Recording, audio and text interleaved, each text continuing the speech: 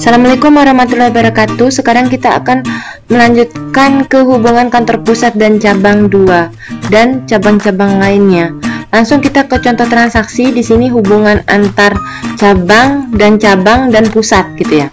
Nah, perusahaan berkantor pusat di Yogyakarta memerintahkan kepada kantor cabang Bandung untuk mengirimkan uang ke cabang Semarang sebesar 100.000.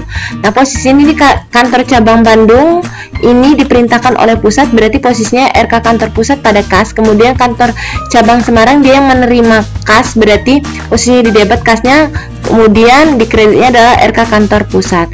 Kemudian untuk kantor pusat ini membuat jurnal RK kantor cabang Semarang. Kenapa? Karena dia yang menerima ya posisinya cabang Semarang, kemudian yang mengirim RK kantor cabang Bandung, dia yang mengirim posisinya ya. Ini yang menerima dan mengirim. Kemudian kita lanjut. PT Aneka Yogyakarta mengirimkan sejumlah barang ke cabang Semarang 500.000, ongkos angkutnya di sini adalah 25. Lalu sini pengiriman barang ke cabang Semarang 500, kemudian ada kas 25. Pada RK cabang Semarang di sini adalah 525. Kemudian di sini untuk cabang Semarang penerimaan barang dari kantor pusat 500, ada ongkos angkut karena dibebankan ke cabang Semarang. Sedangkan karena untuk kantor pusat di sini munculnya kas, kalau untuk cabang Semarang tidak muncul kas karena bukan dia mengeluarkan kas. Kemudian akun kreditnya di sini RK kantor pusat yaitu 525. Ini antar RK ini atau rekening antar kantor ini dia yang harus dieliminasi nantinya. Ya. Di sini yang berikutnya contoh lainnya, kantor pusat memerintahkan kepada cabang Semarang agar berarti ini lanjutan dari transaksi sebelumnya ya. Barang yang diterima tadi yang 500.000 itu dikirimkan ke cabang Bandung. Berarti yang mengirimkan ini Semarang ke Bandung ya. Posisinya di sini berarti RK kantor pusat di sini 585, sedangkan di sini RK kantor cabang Bandung 570 ya. Ini untuk Bandung berarti pengirimannya ya. Berarti di sini cabang Bandung RK kantor pusat 570. Ini sinkron ya 570. Di sini ada kenaikan harga, kenaikan ongkos angkut ya. Ongkos angkut disebabkan oleh karena mikirnya dari cabang Bandung itu langsung dari Jogja, padahal ini dari Semarang barangnya. Karena yang diperintahkan kan dari Semarang ke Bandung. Dari pihak Bandung hanya menerima saja. Jadi Jogja Semarang 25, Semarang Bandung itu 60. Jika di total 25 plus 60 itu ketemunya 85. Jadi Jogja ke Bandung itu 70, 85 dikurangi 70, jadi ada selisih ongkos angkut barang antar cabang yaitu sebesar 15. Itu yang dibuatkan jurnal oleh kantor pusat ya, sebesar 15. Kemudian RK kantor cabang Semarang itu 585. Berarti posisinya ini RK kantor cabang Semarang keluar karena dia yang mengirim. Untuk RK kantor cabang Bandung ini 570 karena dia menerima sebesar 570 harga barangnya. Ini dia mengirimkan 585 ya untuk cabang Semarangnya. Nah, kemudian RK kantor pusat di sini posisinya untuk pengakuan atau pencatatan yang dilakukan oleh cabang Semarang, RK kantor pusat yaitu 585, penerimaan barang dari kantor pusat dianggap walaupun dia akan mengirimkan ke Bandung ya, penerimaan barang dari kantor pusat masih posisinya seperti itu, munculnya 500, kemudian ongkos akut barang masuk ini dibebankan ke Semarang yang tadinya yang 25 ya, yang posisinya di sini tadinya di debit jadi di kredit posisinya. Kemudian ada kas 60 ya. Kemudian rekening lawannya adalah RK kantor pusat di debit 585. Kemudian bagaimana untuk pencatatan yang ada di cabang Bandung? Untuk cabang Bandung di sini penerimaan dari kantor pusat anggapannya itu dari kantor pusat pula ya 500. Begitu juga dengan Semarang ini penerimaan dari kantor pusat karena tadinya dari kantor pusat ya. Kemudian ongkos angkut barang masuk di sini muncul. Ongkos angkut barang masuk ini 70 anggapannya karena dari Jogja ke Bandung itu 570.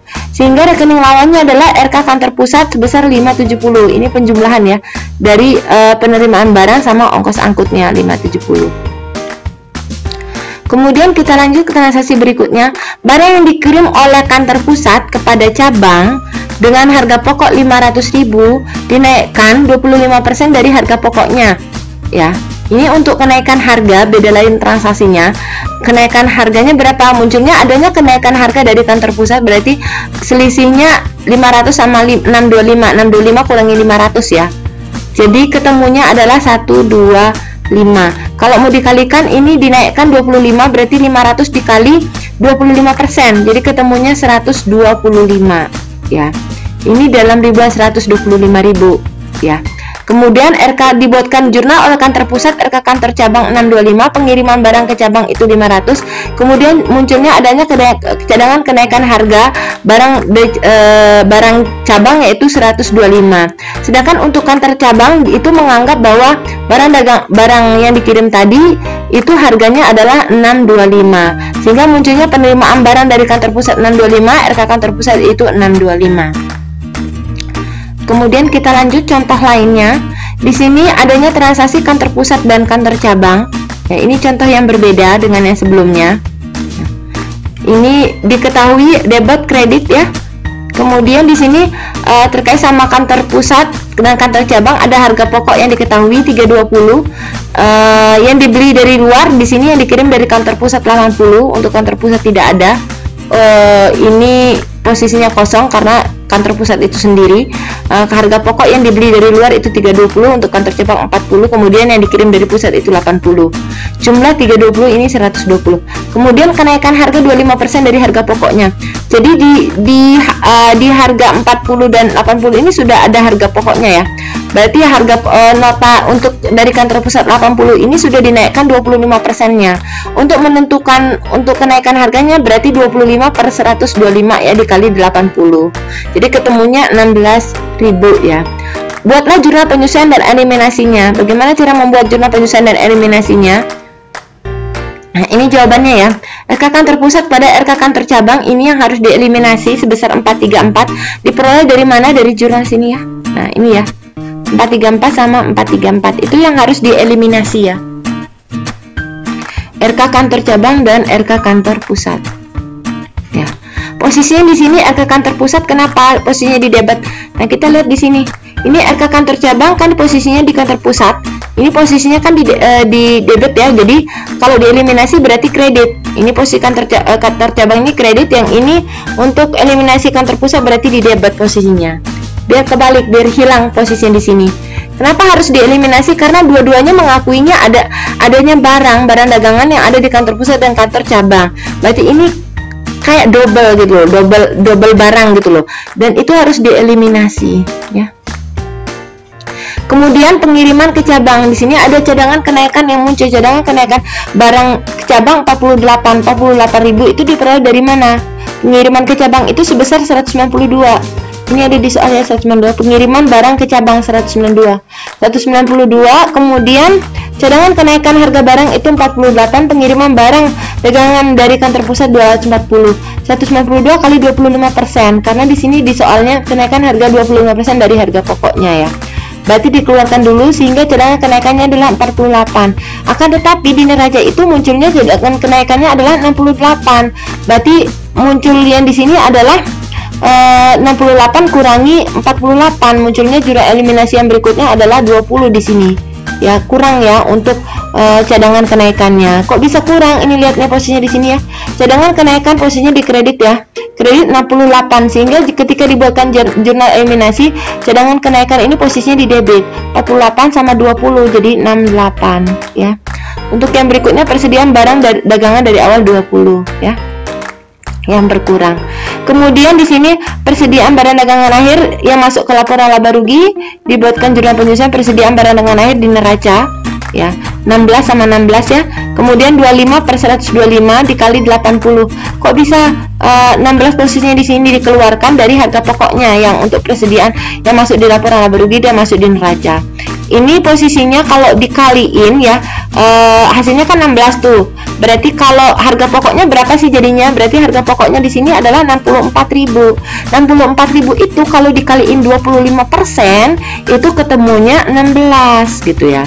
Jadi 16 plus 64 itu ketemunya 80 ya. Nah, ini kayaknya nggak ngeling ya. Oh, nggak ngeling berarti ini saya langsung ke sini saja. Nah, untuk jurnal eliminasi yang tadi yang sudah kita buat ya, Ini ya, tinggal dimasukkan saja kata kuncinya ini di jurnal eliminasi ya. Kalau sudah bisa buat jurnal eliminasi, ini gampang seterusnya ya. Nah, untuk jurnal eliminasi tadi dimasukkan satu-satu yang 434. Kalau ada ini berarti harus sejajar ya antara debit dan kreditnya. Berarti ini 434 posisinya. Berarti ini dimasukkan, ini saya hilangkan dulu. Nah, ini 434 ya. 434 berarti di sini 434 pula untuk jurnal yang pertama. Kalau masih ingat, di sini jurnal yang pertama 434. Pengiriman barang ke cabang cadangan kenaikan ada 192 dan 48, tinggal masukkan sini 192 ya posisinya. 192 sama berapa tadi? 48 dan 2 48 ya. Nah, kemudian untuk pengiriman barang kantor pusat ini 420 ya. Kemudian untuk angka 20 cadangan kenaikan di sini 20 dan di sini 20 pula. Nah, kemudian di sini munculnya persediaan barang dagangan 31 Desember 16 diperoleh dari ini ya. Untuk yang terakhir eliminasinya 16. Kemudian di sini 16 cantumkan 16.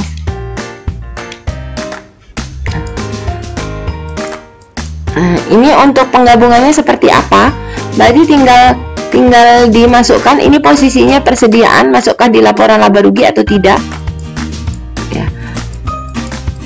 Gabungannya seperti apa, masuk ke neraca atau tidak ya. Untuk kasnya berarti 352 189 ini ditambahkan ya, posisinya seperti ini. Kemudian piutang juga ditambahkan. Kemudian untuk ini posisinya berarti ini kantor pusat ya. Untuk persediaan awalnya berarti persediaan awal ini masuknya ke laporan laba rugi, berarti untuk persediaan akhirnya masuknya ke neraca ya. Berarti ini persediaan awal ini 400 ditambah 180 ketemunya 580, kemudian dikurangi posisinya di kredit 20 ya, ketemunya 560. Kemudian lanjutnya dan seterusnya ya, ini 434 ini berarti kosong ya. Kemudian ini pembelian di sini ini masuknya ke laba rugi, namanya pembelian. Pengiriman ini habis untuk kantor cabang eliminasi. Berarti secara otomatis untuk eliminasi semua ini berarti barang dagangan untuk akun-akunnya ini habis ya, cadangan habis, ini habis ya, ini habis dan seterusnya. Nah, ini berkurang ya posisinya ya. Nah, kemudian untuk neraca gabungan tinggal digabungkan saja ya, yang mana masuk neraca, mana masuk ini ya. Untuk neraca gabungan posisi yang ini berarti itu yang posisinya kalau dibuatkan neraca gabungan misalnya 541 untuk kas, 430 masuk kas, masuknya ke sini ya. Untuk neracanya ya, kasnya 541 430. Nah, untuk laporan laba rugi juga kita lihat dari sini semua ya.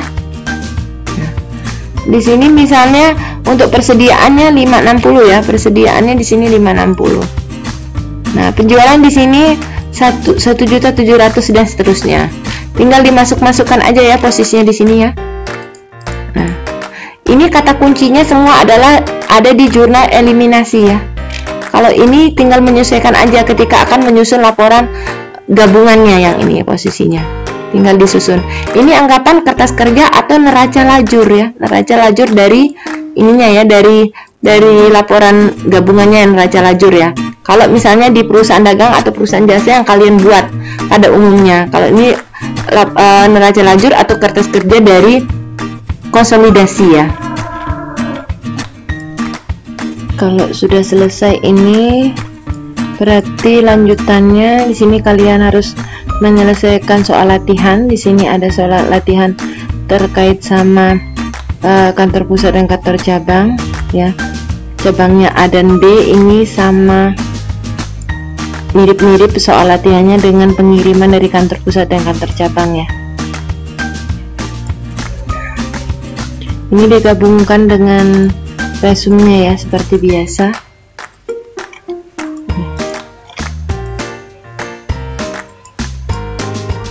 Kurang lebihnya saya mohon maaf. Terima kasih.